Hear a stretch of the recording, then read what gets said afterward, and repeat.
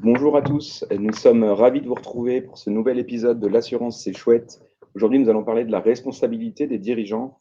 Je suis François Nicolas-Jacques, je suis chargé de clientèle. Je suis accompagné aujourd'hui de Véronique Ancillon, consultante en risque d'entreprise. Bonjour à tous. Vous retrouverez pendant ce webinaire un chat qui vous permettra de poser vos questions, auxquelles nous répondrons en fin de séance. Véronique, on attaque ? C'est parti. Très bien. Alors, responsabilité des dirigeants. On va parler de dirigeants. Aujourd'hui, le dirigeant au quotidien prend des mesures. Il est le premier acteur dans la prise de décision. Du coup, est-ce qu'on peut parler aujourd'hui d'une fonction à risque ? Alors, en effet, diriger une entreprise, c'est prendre des décisions, faire des choix.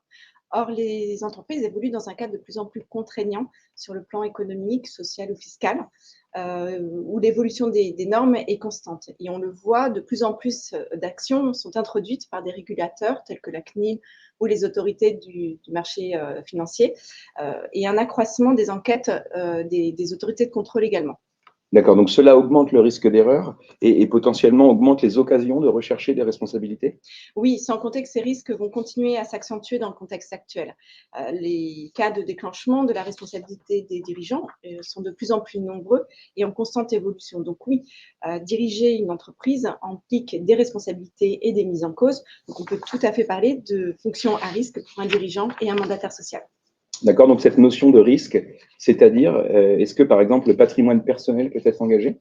Alors, tout d'abord, en tant qu'entrepreneur, votre responsabilité est étendue. Vous devez non seulement répondre de vos propres actes, mais également de ceux commis par vos préposés, collaborateurs, directement ou indirectement pendant leur temps de travail. D'accord, donc cela s'étend à la notion de sous-traitant, de client. C'est-à-dire qu'il pourrait aller chercher la responsabilité d'un dirigeant ? Oui, si une faute est commise, par faute, on peut avoir, à titre d'exemple, le non-respect des statuts ou une faute de gestion. Les conséquences peuvent être très lourdes et jusqu'à mettre en péril le patrimoine personnel du dirigeant, puisque le dirigeant est exposé, c'est sa propre responsabilité qui va être mise en cause. D'accord. Du coup, je trouve qu'il y a beaucoup d'idées reçues sur le champ supposé limité de l'exposition de la responsabilité des dirigeants. Est-ce que tu peux nous en parler ? Oui, en effet, il y a beaucoup d'idées reçues et parmi certaines, on peut notamment parler de la limitation de la responsabilité du dirigeant à la part détenue dans le capital social. Au même titre que la taille de l'entreprise. Beaucoup de PME ont le tort de penser qu'elles ne sont pas concernées par le sujet parce que confiantes dans la gestion justement de leur entreprise, dans le respect justement des statuts. Mais c'est une erreur puisqu'on a pu le voir au cours de la crise sanitaire, beaucoup de recours des salariés ont démontré que personne n'est à l'abri. On pourrait penser, par exemple, je pense à ça, on pourrait penser que la société, en tant que personne morale, pourrait prendre à sa charge les frais pour la défense du dirigeant.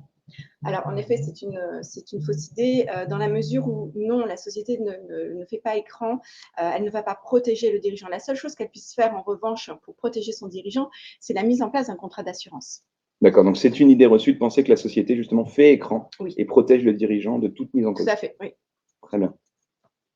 Au même titre que la délégation de pouvoir. La délégation de pouvoir, on a le tort de penser qu'elle va exonérer le dirigeant de sa responsabilité, alors qu'en réalité, ça ne va l'exonérer que sur le plan pénal. Le dirigeant va demeurer civilement responsable des actes et des fautes surtout qui seront commises dans l'exercice des fonctions. D'accord, très bien, merci Véronique. Alors on parle aussi parfois de la RC employeur. Du coup, comme ça, en première idée, est-ce que les deux notions se regroupent un peu ou est-ce que, plus concrètement, est-ce qu'il y a une vraie différence entre la responsabilité du dirigeant et la RC employeur ? Alors, en effet, ce sont des assurances complémentaires, mais différentes. La responsabilité des dirigeants, l'entreprise elle-même, en tant que personne morale, ne sera pas protégée. En revanche, la responsabilité civile de l'employeur va venir combler cette lacune en protégeant l'entreprise en tant qu'employeur ou bien les salariés lorsqu'il y a une infraction notamment liée au droit du travail. D'accord, donc là on l'a vu en préambule, la responsabilité des dirigeants, elle est plus que jamais exposée. Aujourd'hui, comment en tant que dirigeant, on se protège efficacement ? Quelles solutions existent pour se protéger ? Alors, il y a effectivement, est-ce que la question est de savoir si c'est une couverture indispensable? Donc oui, dans un premier temps, je pense que le socle de tout, c'est de sécuriser les actes qui sont entrepris dans le cadre du mandat social. Bien connaître les statuts de son entreprise afin de respecter justement les dispositions portant sur l'étendue de ses pouvoirs, c'est très important et c'est fondamental. En complément, on a la mise en place d'un contrat responsabilité des dirigeants qui va être un véritable outil de protection, puisque comme on vient de le voir, le patrimoine personnel du dirigeant est exposé et en l'absence de garantie spécifique, le dirigeant va devoir supporter justement les frais de défense et de comparution devant les différentes juridictions, civiles, pénales, administratives, ainsi que les conséquences relevant justement des mises en cause et ce qu'on appelle communément les dommages et intérêts dus aux victimes. Et cette indemnisation peut parfois être extrêmement élevée. Donc, lorsqu'il y a une assurance, eh bien, c'est le contrat qui va intervenir et qui va prendre le relais par rapport au patrimoine privé du dirigeant. Très bien.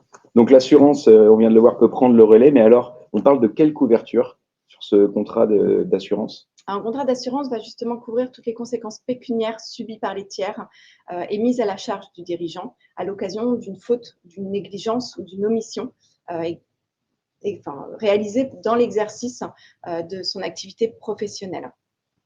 On a quelques exclusions et parmi les principaux risques que nous pouvons citer, il y a la faute dolosive ou intentionnelle du dirigeant, ainsi que les amendes pénales, puisque les amendes pénales ne sont jamais prises en charge par les contrats d'assurance.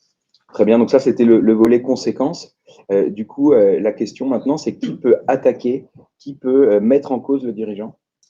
Alors, le tiers au sens large, c'est-à-dire toute personne qui va s'estimer lésée par la faute de l'entreprise.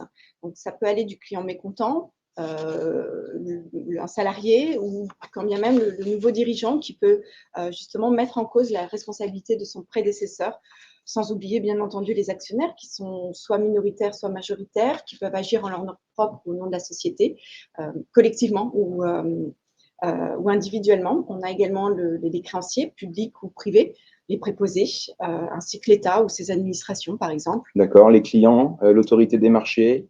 Tout à fait. Les concurrents? Exactement, oui. D'accord, et du coup, on parle de quel fondement à ce moment-là? Alors, il existe plusieurs typologies de fautes.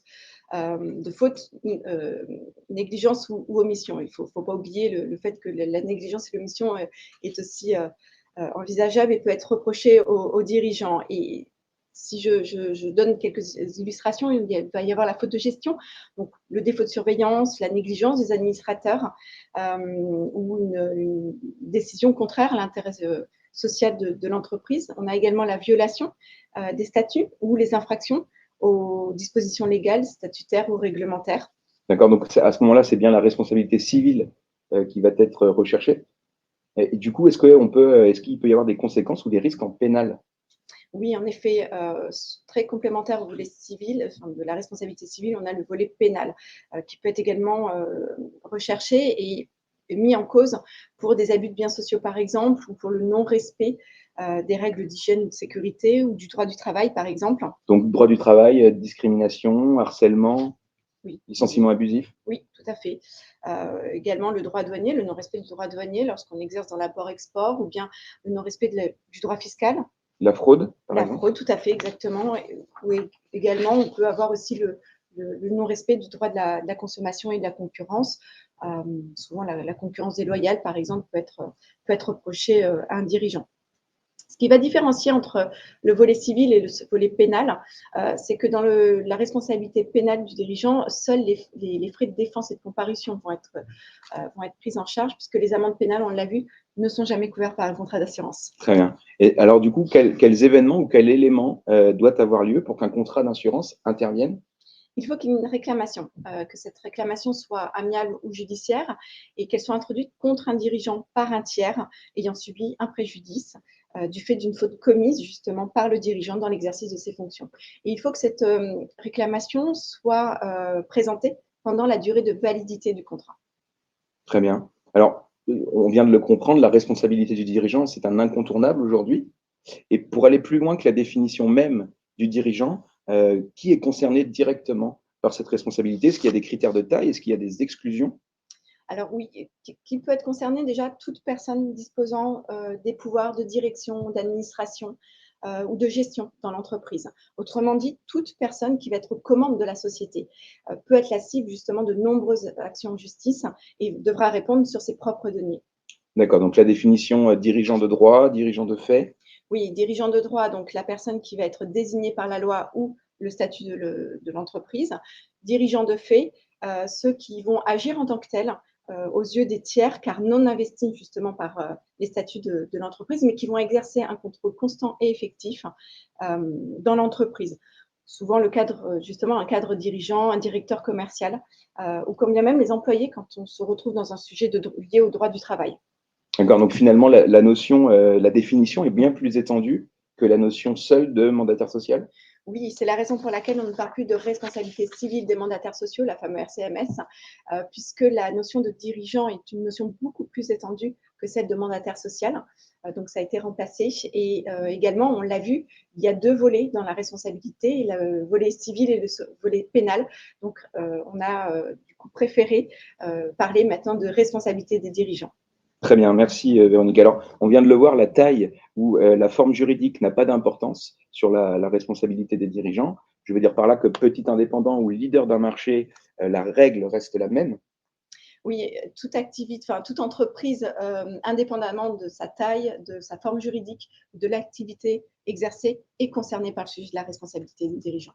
D'accord. Et est-ce que tu peux rapidement, est-ce qu'il existe un prix de marché aujourd'hui en matière de responsabilité des dirigeants? Alors c'est une question complexe et difficile pour y répondre, puisqu'on constate la poursuite du durcissement du marché portant sur justement le sujet des capacités, le montant des franchises ou même la tarification. Et ça, on le constate depuis l'évolution de la sinistralité qui justement intègre tout le potentiel des réclamations contre les dirigeants de sociétés qui sont apparus à la suite de la crise sanitaire, puisqu'il y a un potentiel impact sur les performances justement opérationnelles et financières Mhm. de la société. S'ajoute à cela l'environnement qui est de plus en plus réglementé, aussi bien sur l'aspect de la pollution, fiscal, social, de la concurrence, et tout ça engendre un accroissement des enquêtes des autorités de contrôle, et l'impact premier, la conséquence immédiate de tout cela, va être l'augmentation des montants des frais d'enquête et de défense. Donc, pour répondre justement à la question, je dirais qu'on constate une réduction des capacités sur le marché, une augmentation des tarifs qui vont varier de l'ordre de 10 à 50% en fonction des situations et des profils de risque, hein, ainsi que l'augmentation du montant des franchises à peu près du même ordre. D'accord, très bien. Alors, si on devait retenir trois grands axes, trois grandes idées de cette intervention, la première serait peut-être de se rendre compte que la notion de dirigeant, elle est très étendue.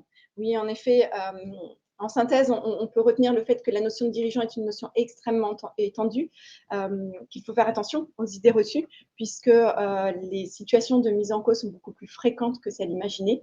Et en complément, je dirais qu'il est important de protéger son entreprise, mais il est important également de penser à se protéger soi-même en tant que dirigeant. Très bien. Merci Véronique pour ces explications très claires. Ce webinaire touche à sa fin.